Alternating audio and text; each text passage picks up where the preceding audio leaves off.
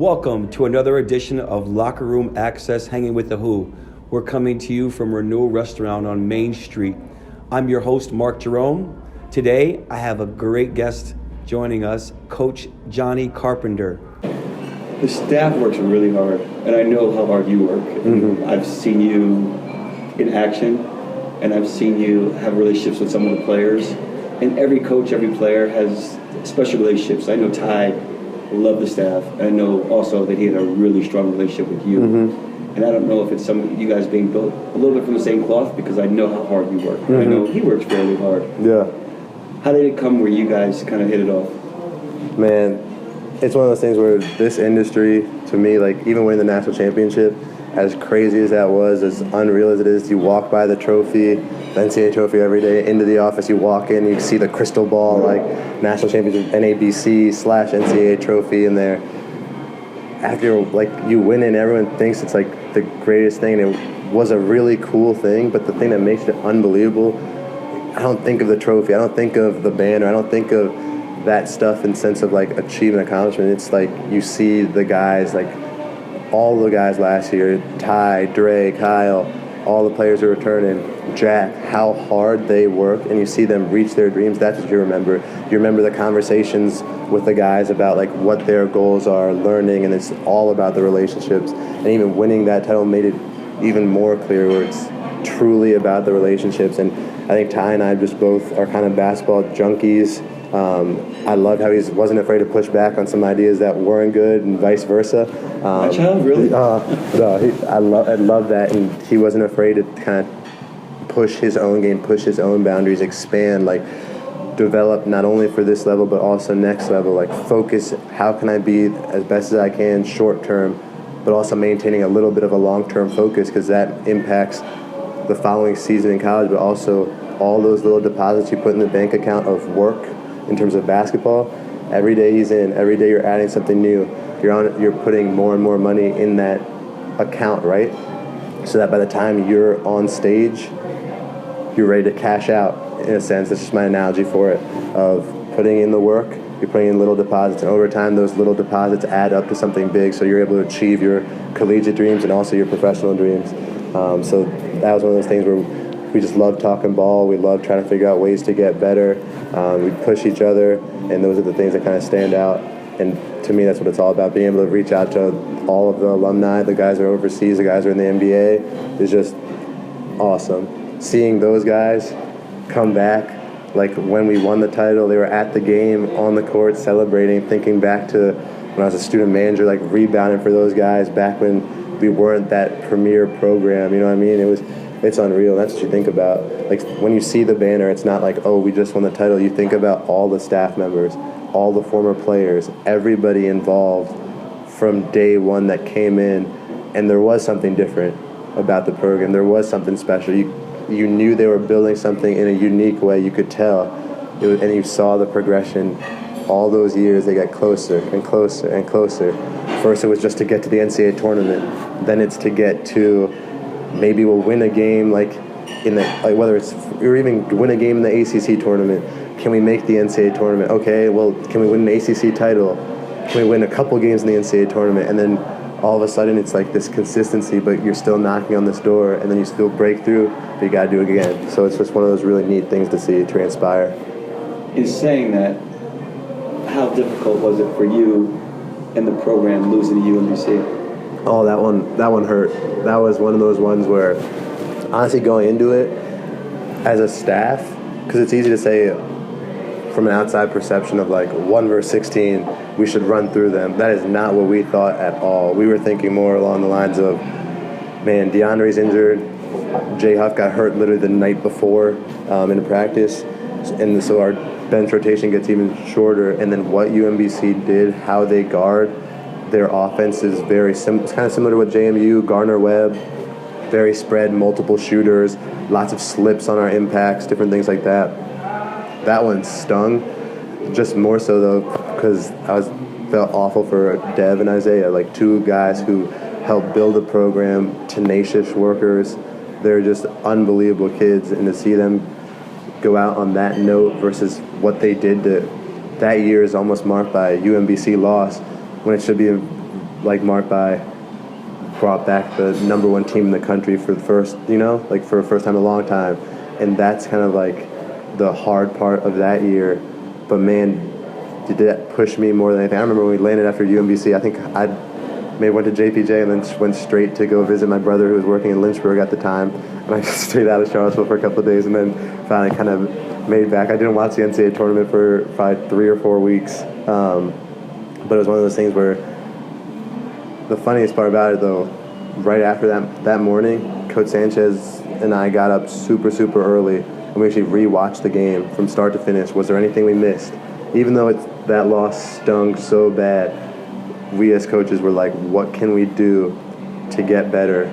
How did that happen? And we were starting from day one. Did we miss anything in terms of sets they ran that we should have walked through that we didn't walk through?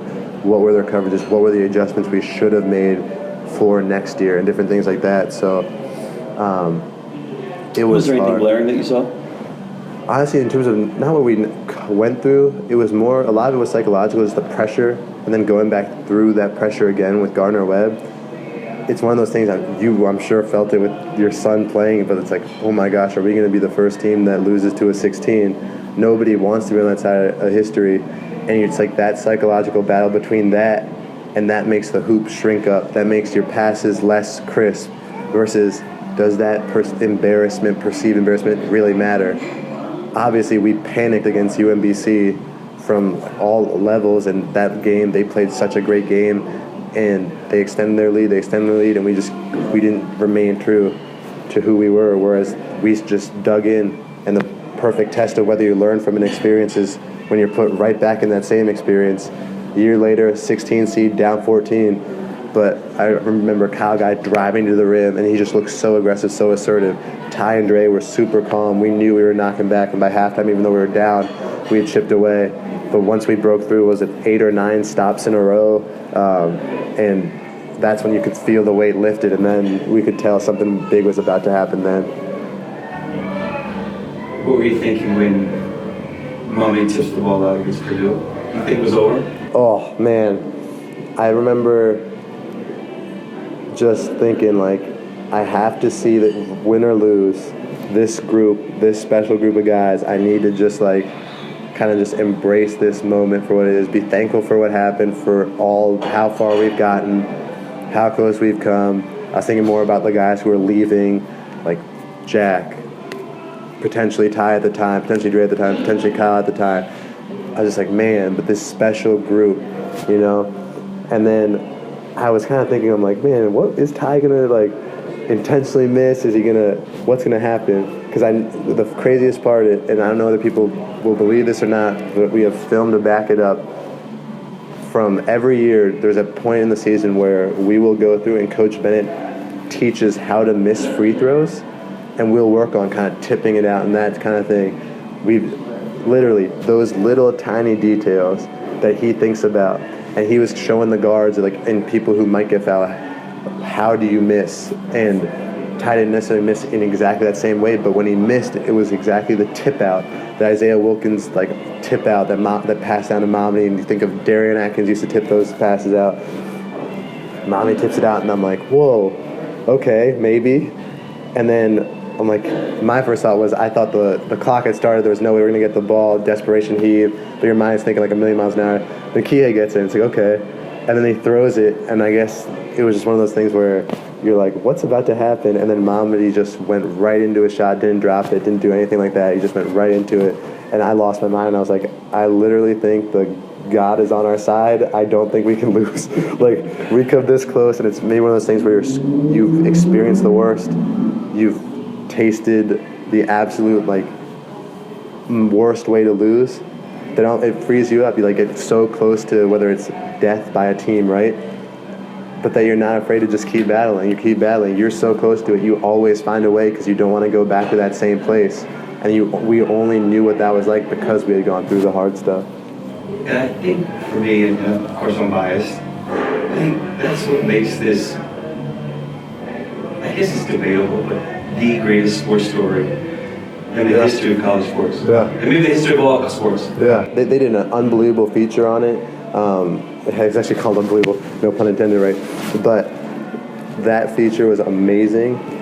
It was so hard to fit in 1 hour all that was, whether it was behind the scenes stuff, but it was more of all the little details to see how we handled every little bit along the way.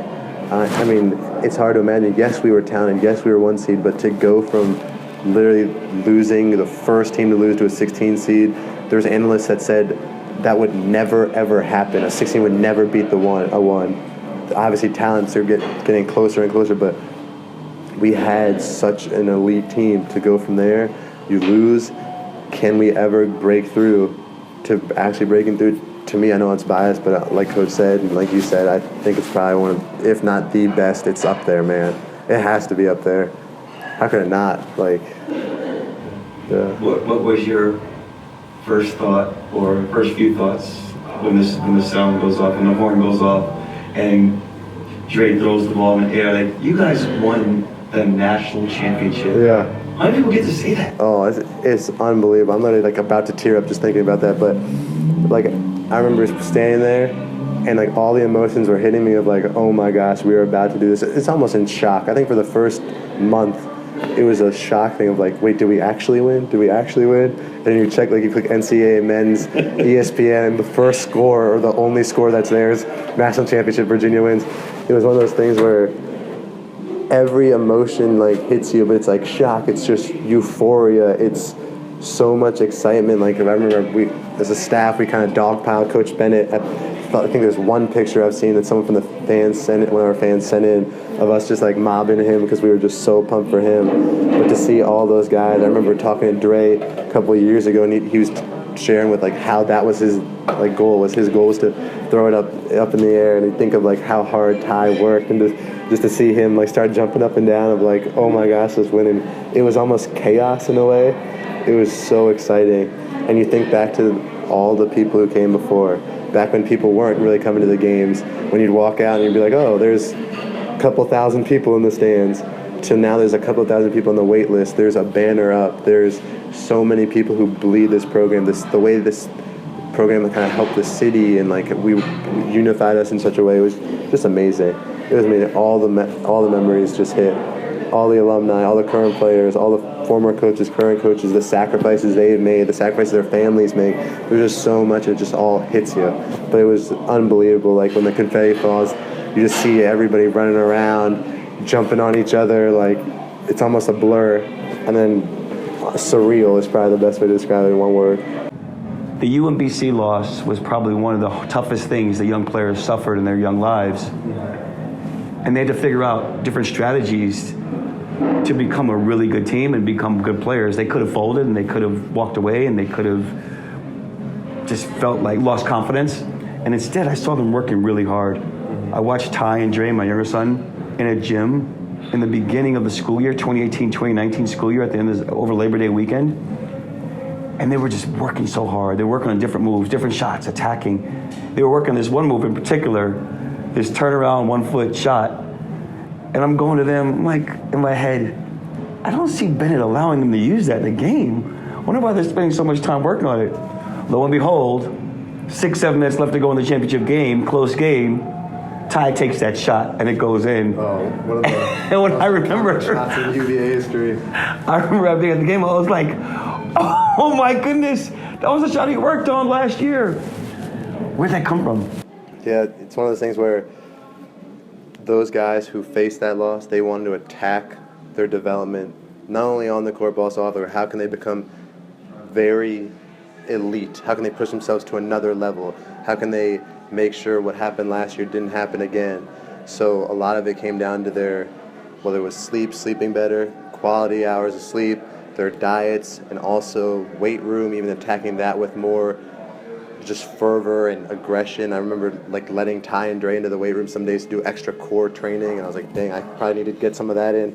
But they also said, how can we improve our games? How can we expand our games? And we just do a lot of research as a staff to kind of come up with different moves for guys to work on.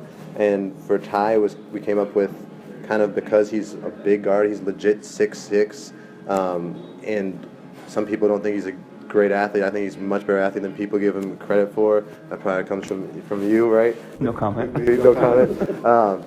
But for bigger guards who have really nice touch, it's a great shot if you rep it out correctly. Is one of the shots I learned from the Mavs with Dirk, just his kind of one-legged turnaround J, and it was something we presented as a staff and kind of came up with, all right, could this potentially be a shot? Like Ty wanted to expand. We were looking at guard post-ups because with his size, could he post up some guards? And it was a move that we kind of talked about as a staff collectively with him, and it was one of those things where it showed him film from the old Mavs practices and the kind of teaching and the nuances behind it. And then he repped out a lot of that stuff with Damon, who's one of the great trainers in town and one of the great trainers in the entire country. So it was one of those things where you just repped it out over and over and over, and you just see what happens when you make those little deposits in the summer and the fall on a Labor Day weekend. All of a sudden, where does it show up? National championship game. So it was really neat to see how all those guys added different things. Dre was working on different gathers to crossovers, change of direction, Ty off the dribble pickups, catch and shoot shooting. But that shot is one I'll always remember of how hard he worked on repping it out from different angles, and then back down in Texas Tech, and he hit it. I think I was having flashbacks too from watching him work on it so much. So it was just an awesome thing. But got to see how it went from Mavs, Dirk, all the way back to UVA to and then back down into Ty. Was really neat to see how that all kind of came together. It's really great to understand the 5 or 6 or 7 coaches on the bench and to understand that everyone does contribute and has a role. Yeah. This is very helpful. It's really neat. We try to look at different ways for during a game. We're all looking at something different, but something specific for Coach Bennett, and then off the court too. We're just trying to find ways to help our guys get better. Not only just basketball, we're talking off the court. How can we be better leaders? How can we relate to our teammates? How can we relate to our families better? Prioritizing all that stuff. But when it came down to that basketball move, that was one that I'll always remember. That shot, along with the Kihei to Mamadi. I think that in Dre's threes and Kyle's free throws, that may have been one that I hold in high regard as well. Absolutely. We're going to do a fun segment. Okay. And we're going to call it the Pac-Line 30, where I'm going to ask you several questions. All right. And you have to answer in 30 seconds. The Pac-Line 30 reflecting the Pac-Line defense scheme and the 30-second shot clock. Perfect. All right. Yep. You ready? Let's go. All right. Where does UVA finish this year in the league? We'll see how good our defense maintains. Who's the best dressed coach on staff? Best dressed coach Orlando Vandross, 110%. All the other coaches are stealing his style. Who has the highest shooting percentage, 3-point shooting percentage at the end of the year? Coach or player? Player. Player. I think it'll be a close one. No name. No name. 10. Who's the best player on the coaching staff? Coach Bennett 1, Kirk Penny 2. Where does Johnny Carpenter see himself in 5 years? Hopefully head coach of a college or maybe even an NBA team one day. Don't forget that you're going to hire me. Absolutely. Right-hand man. Thanks for joining us for another segment of Hanging with the Who. Grateful to Johnny Carpenter joining us today. One of my favorite coaches, one of my favorite people, and not just because you said you're going to take me with you when you get your head coaching job. I appreciate all the work you've done with Ty. You're one of his favorite people, one of his favorite coaches, and it's easy to understand why when someone gets to know you and talk to you. Thanks again for joining us. Coming to you from Renewal. If you haven't been here, check it out. Great food, great service, great people. And please, look for us on YouTube, subscribe to us, and we'll see you next time. Take care.